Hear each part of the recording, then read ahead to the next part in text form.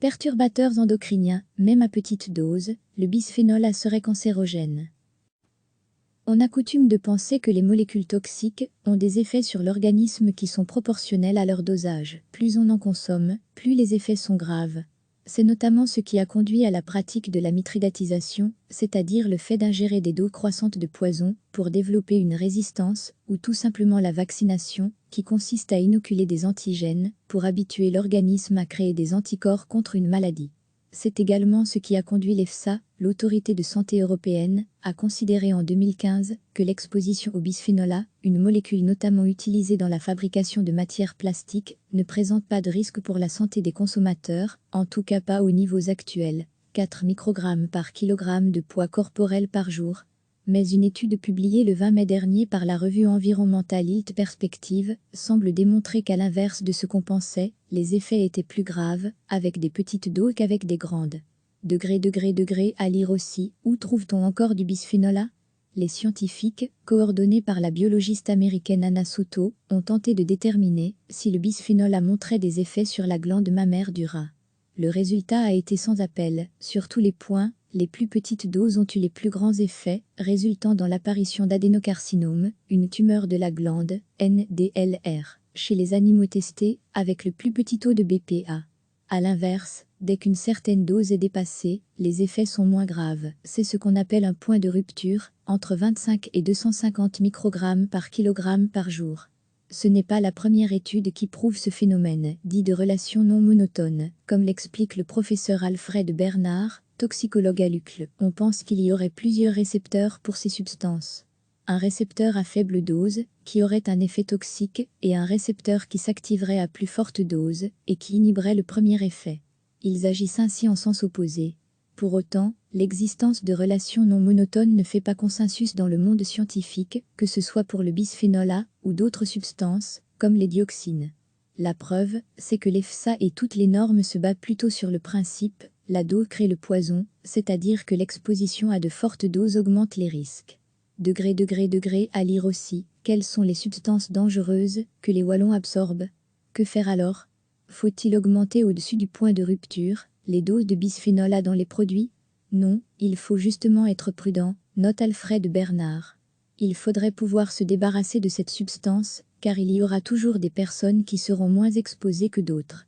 Le bisphénol A se retrouve notamment dans certaines matières plastiques, comme le polycarbonate, utilisé dans la fabrication de biberons par exemple. Une matière dont on peut se passer, selon le toxicologue. Il faut surtout faire attention aux groupes à risque, précise-t-il. Il y a une fenêtre de sécurité à préserver, le stade prénatal et postnatal précoce. Les enfants donc, pour éviter des problèmes comme ceux qui ont été démontrés avec l'usage de Distilbène chez la femme enceinte, jusque dans les années 1990 à 2000. Les perturbateurs endocriniens, bisphénol, phtalate, parabènes, éthers de glycol sont depuis plusieurs années pointés du doigt, comme des polluants du quotidien, qui se retrouvent partout dans les textiles, les appareils électroniques ou encore les cosmétiques. Certaines études ont d'ailleurs pointé le risque, avec le confinement, qu'ils constituent dans la propagation du Covid-19. Selon le Guardian, des laboratoires ont démontré que le bisphénol A faisait développer à l'organisme une molécule, l'interleukine 6, qui serait impliquée dans l'infection des poumons liée au nouveau coronavirus. Ce constat n'étonne pas Alfred Bernard. Il est clair qu'il y a parmi les perturbateurs endocriniens des substances immunotoxiques qui peuvent entraîner une dépression du système immunitaire. Un risque qui n'est pas à prendre à la légère. Les personnes immunodéprimées font partie des groupes les plus à risque dans le cadre de la pandémie du Covid-19. On a coutume de penser que les molécules toxiques ont des effets sur l'organisme qui sont proportionnels à leur dosage. Plus on en consomme, plus les effets sont graves. C'est notamment ce qui a conduit à la pratique de la mithridatisation, c'est-à-dire le fait d'ingérer des doses croissantes de poison pour développer une résistance, ou tout simplement la vaccination, qui consiste à inoculer des antigènes pour habituer l'organisme à créer des anticorps contre une maladie. C'est également ce qui a conduit l'EFSA, l'autorité de santé européenne, à considérer en 2015 que l'exposition au bisphénol A, une molécule notamment utilisée dans la fabrication de matières plastiques, ne présente pas de risque pour la santé des consommateurs, en tout cas pas aux niveaux actuels, 4 microgrammes par kilogramme de poids corporel par jour. Mais une étude publiée le 20 mai dernier par la revue environnementale Health Perspective semble démontrer qu'à l'inverse de ce qu'on pensait, les effets étaient plus graves, avec des petites doses qu'avec des grandes. À lire aussi, où trouve-t-on encore du bisphénol A? Les scientifiques, coordonnés par la biologiste américaine Anna Soto, ont tenté de déterminer si le bisphénol A montrait des effets sur la glande mammaire du rat. Le résultat a été sans appel, sur tous les points. Les plus petites doses ont eu les plus grands effets, résultant dans l'apparition d'adénocarcinome, une tumeur de la glande, NDLR, chez les animaux testés, avec le plus petit taux de BPA. A l'inverse, dès qu'une certaine dose est dépassée, les effets sont moins graves. C'est ce qu'on appelle un point de rupture, entre 25 et 250 microgrammes par kilogramme par jour. Ce n'est pas la première étude qui prouve ce phénomène, dit de relation non monotone, comme l'explique le professeur Alfred Bernard, toxicologue à l'UCL. On pense qu'il y aurait plusieurs récepteurs pour ces substances. Un récepteur à faible dose, qui aurait un effet toxique, et un récepteur qui s'activerait à plus forte dose, et qui inhiberait le premier effet. Ils agissent ainsi en sens opposé. Pour autant, l'existence de relations non monotones ne fait pas consensus dans le monde scientifique, que ce soit pour le bisphénol A ou d'autres substances, comme les dioxines. La preuve, c'est que l'EFSA et toutes les normes se basent plutôt sur le principe « la dose crée le poison », c'est-à-dire que l'exposition à de fortes doses augmente les risques. À lire aussi, quelles sont les substances dangereuses que les wallons absorbent? Que faire alors? Faut-il augmenter au-dessus du point de rupture les doses de bisphénol A dans les produits? Non, il faut justement être prudent, note Alfred Bernard.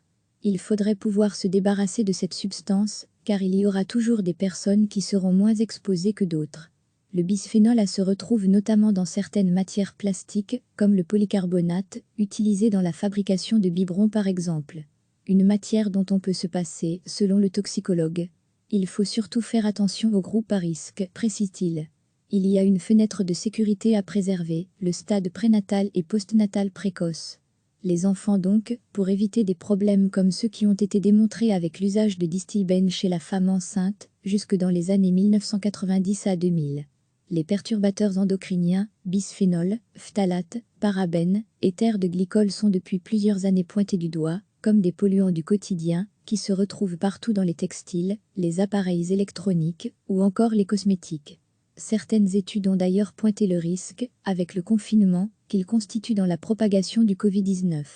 Selon le Guardian, des laboratoires ont démontré que le bisphénol A faisait développer à l'organisme une molécule, l'interleukine 6, qui serait impliquée dans l'infection des poumons liée au nouveau coronavirus. Ce constat n'étonne pas Alfred Bernard. Il est clair qu'il y a parmi les perturbateurs endocriniens des substances immunotoxiques qui peuvent entraîner une dépression du système immunitaire.